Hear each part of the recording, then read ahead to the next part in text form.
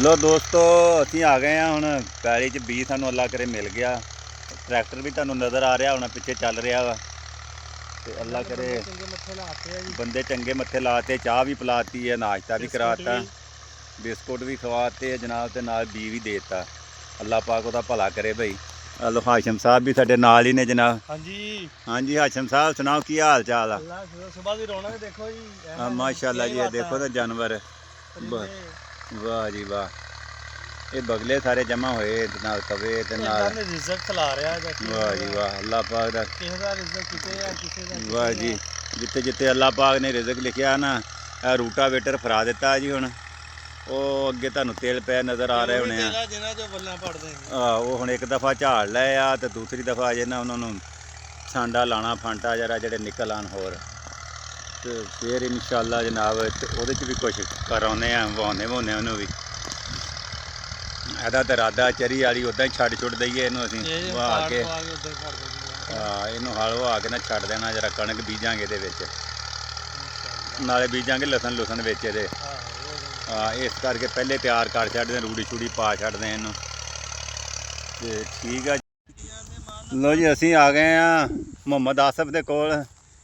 ਇਹ ਤੇਲ ਅਜੇ ਤੱਕ ਵੱਢਦਾ ਪਿਆ ਵਾ। ਇਹਦਾ ਅੱਬਾ ਮੈਨੂੰ ਕੱਲ ਪੁੱਛਣ ਡਿਆ ਸੀਗਾ ਉਹਨਾਂ ਨੇ ਕੀਤਾ ਕਿ ਨਹੀਂ ਕੁਛ ਕੀਤਾ। ਮੈਂ ਕਿਹਾ ਚੱਲ ਅੱਜ ਜਾ ਕੇ ਦੇਖ ਕੇ ਆਉਣਾ ਵਾ, ਫਿਰ ਇਹਦੇ ਅੱਬੇ ਨੂੰ ਦੱਸਣਾ ਪਈ ਕਿ ਇਹਨੇ ਕੁਛ ਕੀਤਾ ਕਿ ਨਹੀਂ ਕੀਤਾ, ਨਾਲੇ ਇਹਦੇ ਅੱਬੇ ਨੂੰ ਵੀ ਦਿਖਾਉਣਾ ਵਾ ਕਿ ਇਹਨੇ ਕੀ ਕਮਾਈ ਇੱਥੇ ਕੀਤੀ ਪਈ ਹੈ। ਆਉਂਦੇ ਆ ਦਿਹਾੜੀ ਫਿਰ ਟੁਰ ਕੇ ਨਾ ਛੱਡ ਕੇ ਚਲੇ ਜਾਂਦੇ ਆ। ਆ ਦੇਖੋ ਇਹ ਇੱਕ ਕਿਆਰਾ ਵੱਢਿਆ ਵਾ, ਆ ਤਾਂ ਅਜੇ ਇਸੇ ਤਰ੍ਹਾਂ ਖੜੇ ਆ, ਦੇਖੋ ਇੱਧਰ ਪਏ ਆ ਇੱਧਰ ਉਸੇ ਤਰ੍ਹਾਂ ਖੜੇ ਆ। ਪਤਾ ਨਹੀਂ ਕੀ ਕਰਦਾ ਇੱਥੇ ਆ ਕੇ।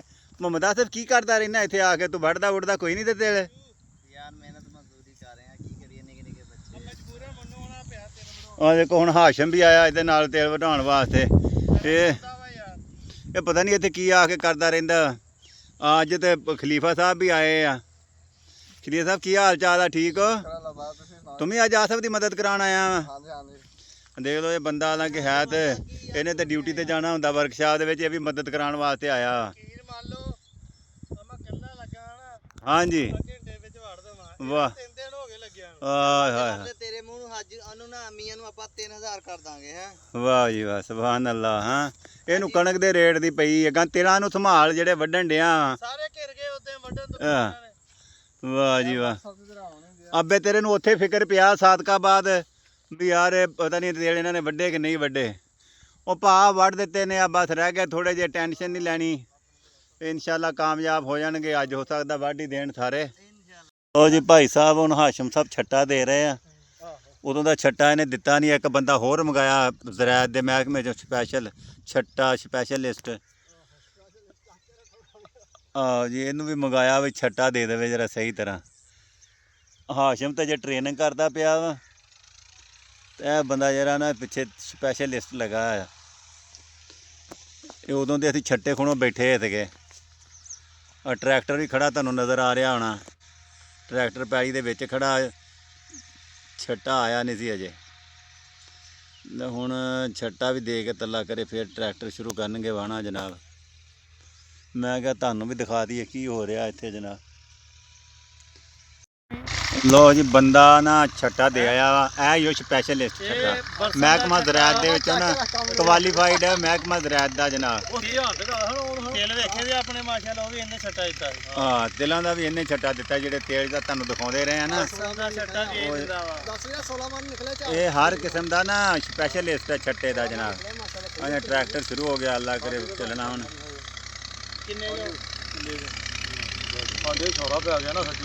ਕਿੰਨੇ ਨਿਕਲੇ ਕਿੱਲੇ ਚੋਂ ਤੁਹਾਡੇ ਜੀ? 5 ਮਣ ਜੀ। 5 ਮਣ? 16 ਮਣ ਜੀ। ਸਾਡਾ ਛੋਰਾ ਪੈ ਗਿਆ ਨਾ ਅਸਲ ਚੋਂ। ਨਹੀਂ ਸਾਡਾ ਮਾਸ਼ਾਅੱਲਾ ਝਾੜ ਠੀਕ ਸੀਗਾ। ਇਹ ਹੁਣ ਥੋੜੇ ਟਾਈਮ ਇਹਨਾਂ ਦਾ ਤੇ ਸ਼ਾਇਦ ਪਤਾ ਨਹੀਂ 20 ਮਣ ਹੋ ਜਾਏ। ਮਹਿਕਮਾ ਜ਼ਰਾਇਤ ਚ ਨੇ ਇਹਨਾਂ ਦੇ ਝਾੜ ਜ਼ਿਆਦਾ। ਨਾਲੇ ਤੇਲ ਵਾਕਫ ਹੈ ਨਾ। ਹਾਂ ਡੀਏਪੀ ਪਾਈ ਸੀ ਇਹਨਾਂ ਨੇ, ਖਾਦ ਵੀ ਪਾਈ ਸੀ ਡੀਏਪੀ ਪਾਈ, ਗਵਾਰਾ ਵੀ ਪਾਈ ਸੀ। ਇਹ ਮਹਿਕਮਾ ਜ਼ਰਾਇਤ ਦੇ ਨਾ ਤਹਿਤ ਚੱਲਦੇ ਜੀ। ਮਹਿਕਮਾ ਮੁੰਡਾ ਹੈ ਵੀ ਮਹਿਕਮੇ ਵਿੱਚ ਤੇ ਮਿਹਨਤ ਵੀ ਬੜੀ ਕਰਦਾ ਹੈ ਜਨਾਬ। ਇਹ ਭਾਈ ਨਾ ਤੇਲ ਵਾਕਫ ਹੈ ਨਾ, ਤੇ ਉਹਨਾਂ ਨੂੰ ਪਤਾ ਵਾ ਕਿ ਸਾਡੀ ਜੀ ਦੇਖਭਾਲ ਕਰਦਾ ਨਾ ਬੰਦਾ ਜ਼ਰਾਇਤ ਦੇ ਮਹਿਕਮੇ 'ਚ। ਇਹ ਵੀ ਹੈ, ਸਹੀ ਗੱਲ ਆ। ਉਹ ਵਾਕਫ ਹੈ। ਠੀਕ ਹੈ ਜੀ। अस्सलाम वालेकुम जी दोस्तों, ਅਸੀਂ ਆ ਗਏ ਇੱਧਰ ਗੁੱਡੂ ਸਾਹਿਬ ਕੋਲ। ਮੈਂ ਕਿਹਾ ਦੇਖਾਂ ਵਾ ਕੀ ਕੀਤਾ। ਅੱਜ ਕਾਫੀ ਦਿਨ ਹੋ ਗਏ ਸੀ ਚੱਕਰ ਨਹੀਂ ਲੱਗਾ। ਤੁਹਾਡੀ ਵੀ ਮੁਲਾਕਾਤ ਕਰਾਣੇ ਜਨਾਬ। ਇਹ ਦੇਖੋ ਮਾਸ਼ਾਅੱਲਾ ਜੀ ਗੇਟ ਲੱਗ ਗਿਆ ਨਾ।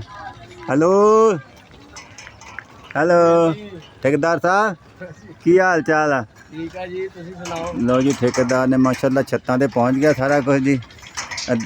ਦਰਵਾਜ਼ਾ ਵੀ ਲਾ ਦਿੱਤਾ, ਮੇਨ ਬੈਠਕ ਦਾ ਦਰਵਾਜ਼ਾ ਵੀ ਤਿਆਰ ਪਿਆ ਲੱਗਣ ਵਾਲਾ। ਹੁਣ ਛੱਤਾਂ ਰਹਿ ਗਈਆਂ ਵਾ, ਛੱਤ ਇਨਸ਼ਾਅੱਲਾ ਆ ਜਾਏ ਕਿ ਇੱਕ ਅੱਧੇ ਦਿਨ ਦੇ ਵਿੱਚ, ਤੇ ਫਿਰ ਛੱਤ ਵੀ ਤਿਆਰ ਹੋ ਜਾਏਗੀ ਜਨਾਬ। ਮੈਂ ਕਿਹਾ ਚਲੋ ਆਇਆ ਤੁਹਾਨੂੰ ਵੀ ਵਿਜ਼ਿਟ ਕਰਾ ਦੇਵਾਂ, ਤੁਹਾਨੂੰ ਵੀ ਦਿਖਾ ਦੇਵਾਂ ਜਰਾ। ਬਹਿਰੇ ਪੱਕੇ ਕਰ ਰਹੇ ਨੇ ਸੈਕੰਡ ਠੇਕੇਦਾਰ ਸਾਹਿਬ, ਬਰਫਰਦਾਰ ਠੇਕੇਦਾਰ